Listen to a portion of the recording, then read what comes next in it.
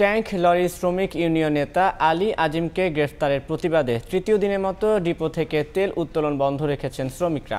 এই মুহূর্তে নগরীর খালিশপুরে আছেন রিপোর্টার আব্দুল্লাহ আল মামুন রুবেল। সরাসরি যাচ্ছি তার কাছে। টানা তৃতীয় দিনের মতো খুলনায় ট্যাঙ্ক লরি শ্রমিক ও মালিক সংগঠনের পক্ষ থেকে কিন্তু কর্মবিরতি চলছে। তাদের যে দাবি, তাদের শ্রমিক সংগঠনের এক নেতাকে গ্রেফতারের প্রতিবাদে তারা কিন্তু এই কর্মবিরতি পালন করছেন। এই কর্মবিরতি পালনের ফলে খুলনা থেকে যে সমস্ত তেলের ডিপো বা জ্বালানি তেলের ডিপো রয়েছে, সব ডিপো থেকে তেল উত্তোলন এবং পরিবহন বন্ধ রয়েছে।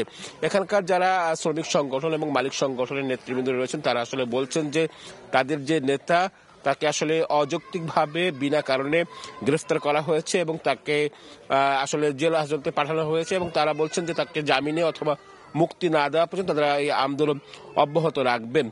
এর পাশাপাশি যদি বলি এর ভোগান্তির কথা, এর ফলে কিন্তু খুলনার যে তিনটি জ্বালানি তেলের ডিপো রয়েছে অর্থাৎ পদ্মা, মেঘনা এবং যমুনা, এখান থেকে জ্বালানি তেল উত্তোলন বন্ধ রয়েছে, একই সঙ্গে কিন্তু পরিবহনও বন্ধ রয়েছে। ফলে খুলনা থেকে যে 16টি জেলায় দক্ষিণ পশ্চিমাঞ্চলের 16টি জেলায় বিভিন্ন পাম্পে যে তেলের সরবরাহ সেটি কিন্তু গত প্রায় 3 দিন ধরে বন্ধ রয়েছে। এর ফলে পাম্পগুলোতে কিন্তু তেলের সংকট পড়তে পারে এমন আশঙ্কাও কিন্তু রয়েছে। এখানে অবশ্য শ্রমিক নেতৃবৃন্দ যারা রয়েছেন তারা এরই মধ্যে এই যে তেলের ডিপো, সেই ডিপোর সামনে আসলে আসতে শুরু করেছেন এবং তারা তাদের দাবির কথা জানাতে শুরু করেছেন এবং তাদের যে সংগঠনের কার্যালয় রয়েছে খুলনার খালিশপুরে, সেখানেও কিছু সময় পর তারা আসলে জড়ো হবেন বলে আমরা জানতে পেরেছি।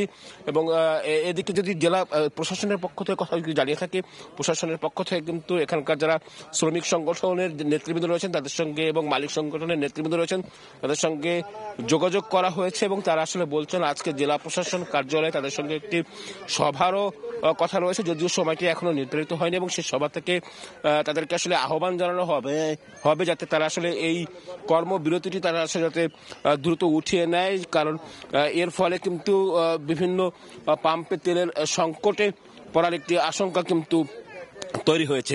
আমরা এখানকার শ্রমিক সংগঠনের যারা নেতারা রয়েছেন তাদের সাথে কথা বলেছি এবং মালিক সংগঠনের নেতারা রয়েছেন তাদের সাথে কথা বলেছি। তারা কিন্তু আসলে এই যে বিভিন্ন ডিপোর সামনে আসলে আসতে শুরু করেছেন এবং তারা বলছেন যে তাদের যে দাবি সে দাবি মানা না পর্যন্ত তারা কিন্তু এখানে কর্মবিরতি পালন করবেন।